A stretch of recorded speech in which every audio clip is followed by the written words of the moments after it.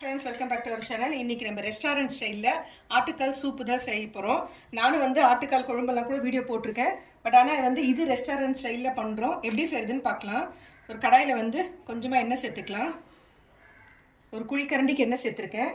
எண்ணெய் காஞ்சதுக்கப்புறம் ஒரு 5 பச்சை மிளகாய் எடுத்திருக்கேன். அதே மாதிரி காரத்துக்கு ஒரு 5 காஞ்ச மிளகாய் எடுத்திருக்கேன். ஃபஸ்ட்டு இதை போட்டுடலாம்.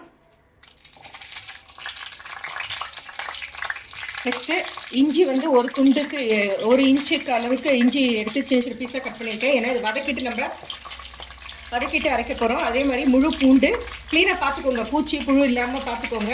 இது அப்படியே பச்சை மிளகாய் காஞ்ச மிளகாயோடு இதையும் சேர்த்துடலாம், இஞ்சி பூண்டையும். அதே மாதிரி ஒரு சின்ன பீஸு பட்டை எடுத்திருக்கேன், ஒரு 4 லவங்கம் எடுத்திருக்கேன், அதையும் இதோடு சேர்த்துடலாம். அது வதங்கும் போதே இங்கே பாருங்கள், ஒரு கைப்பிடிக்கு இது என்ன ஒரு 4 ஸ்பூன் இருக்கும் தனியா சேர்த்துக்கலாம். அதே மாதிரி சீரகம் ஒரு 2 ஸ்பூன் கணக்கு வச்சுக்கோங்க. மிளகு காரத்துக்கு நம்ம பச்சை மிளகா சேர்த்துக்கோம், காஞ்ச மிளகாவும் சேர்த்துக்கோம். 2 ஸ்பூனுக்கு மிளகு. ஸோ நம்ம மிளகாத்தூளெல்லாம் நம்ம சேர்க்க போகிறது இல்லை. இதுதான் காஞ்ச மிளகா, பச்சை மிளகா, மிளகு, தனியா, சீரகம். அது வதங்கட்டும். வெந்தயக்கீரைன்னு சொல்லுவோம் இல்லையா, மேத்திக்கீரைன்னு சொல்லிட்டு, அது இங்கே பாருங்கள் ஒரு கைப்பிடிக்கு எடுத்திருக்கேன். அதே மாதிரி கொத்தமல்லி, நாட்டி கொத்தமல்லியாக போடுங்க. அப்போ தான் நான்வெஜ்ஜுக்கெல்லாம் நாட்டி கொத்தமல்லி தான் போடணும். நீங்கள் சாப்பிட்டுட்டு கையை கழுவிட்ட பிறகு மூஞ்சி பார்த்தா கூட அந்த வாசனை நல்லாயிருக்கும். ஃபாரமில் உங்களுக்கு அந்த அளவுக்கு வாசனை வராது. ஸோ நாட்டி கொத்தமல்லி அதையும் சேர்த்துட்டு வதக்கி விட்டுக்கோங்க. அரைட்டும். அப்புறமா மிக்ஸி ஜாரில் போட்டு அரைச்சி எடுத்துக்கலாம். வெங்காயம் நம்ம வதக்கலை. இங்கே பாருங்கள், மீடியம் சைஸ் வெங்காயம். இதை நெருப்பில் வச்சு சுட்டு எடுத்துக்கலாம். நல்லா அந்த ஒரு மாதிரி பிளாக்கிஷாக வரணும். ஸோ இந்த மாதிரி செய்யும் போது டேஸ்ட் நல்லாயிருக்கு. இது பக்கா ரெஸ்டாரண்ட் ஸ்டைலில் நம்ம செய்கிறோம்.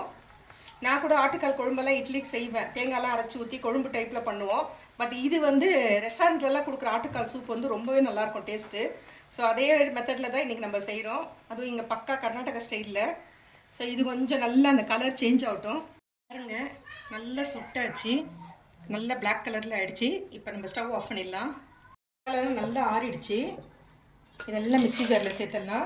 வெங்காயம் முழுசாக இருக்கு இல்லையா, அதை ஒரு 4 கட் பண்ணிவிட்டு அதையும் ஜாரில் சேர்த்துட்டு தண்ணி ஊற்றிட்டு நல்லா நைஸாக அரைச்சி எடுத்துக்கணும். இந்த மாதிரி 4 கட் பண்ணிவிட்டேன். ஏன்னா முழுசாக போட்டு அரைகிறது கஷ்டமாக இருக்கும். ஸோ இதை சேர்த்துட்டு கொஞ்சமாக தண்ணி சேர்த்துட்டு நல்லா நைஸாக அரைச்சி எடுத்துக்கலாம். பாருங்கள், நல்லா நைஸாக அரைச்சி எடுத்தாச்சு. அதே கடாயிலே கொஞ்சமாக எண்ணெய் ஊற்றிக்கோங்க. நிறைய எண்ணெய் ஜாஸ்தி சேர்க்க வேண்டாம்.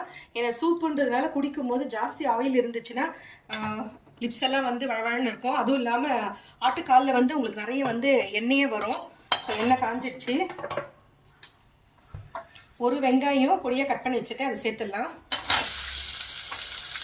சேர்த்துட்டு அது வதங்கட்டும். பாருங்கள், வெங்காயம் நல்லா வதங்கிடுச்சு. கொஞ்சமாக வெந்தயக்கீரை சேர்த்துடலாம். அதே சேர்த்துட்டு நல்லா வதக்கிக்கலாம். வதக்கிட்டு நான் ஒரு 2 ஆட்டுக்காலுன்றது 8 கால் பீஸ் இருக்குது.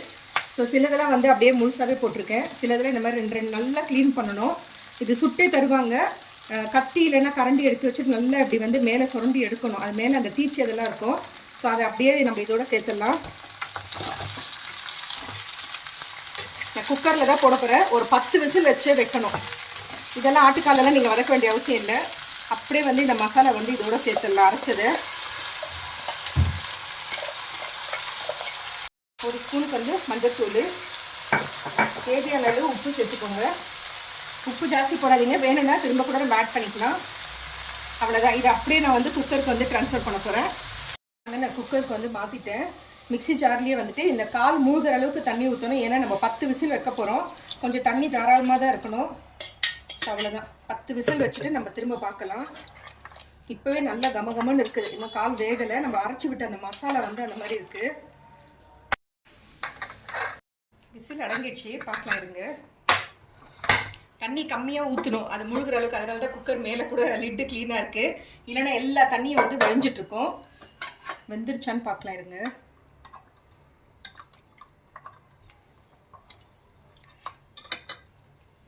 இங்கே பாருங்க, நல்லா சாஃப்டாக வெந்திருக்கு. ஸோ அது நல்லா திக்காக இருக்குது. இன்னும் கொஞ்சமே தண்ணி ஊற்றலாம், ஏன்னா சூப்பு தான் வைக்க போகிறோம். இது ஆக்சுவலாக நான் தட்டை இட்லி போட்டு இந்த குழம்பு ஊற்றின்னு சாப்பிட்றதுக்கு சண்டே ஸ்பெஷல் செஞ்சிட்ருக்கேன். ஸோ அதனால் இது நல்லா கொதித்து வரட்டும். பாருங்கள், நல்லா எண்ணெய் எவ்வளோ பிரிஞ்சு வந்திருக்குன்ட்டு. ஸோ கொதிக்கிட்ட பார்க்கலாம். நல்லா கொதிச்சு வந்துருச்சு.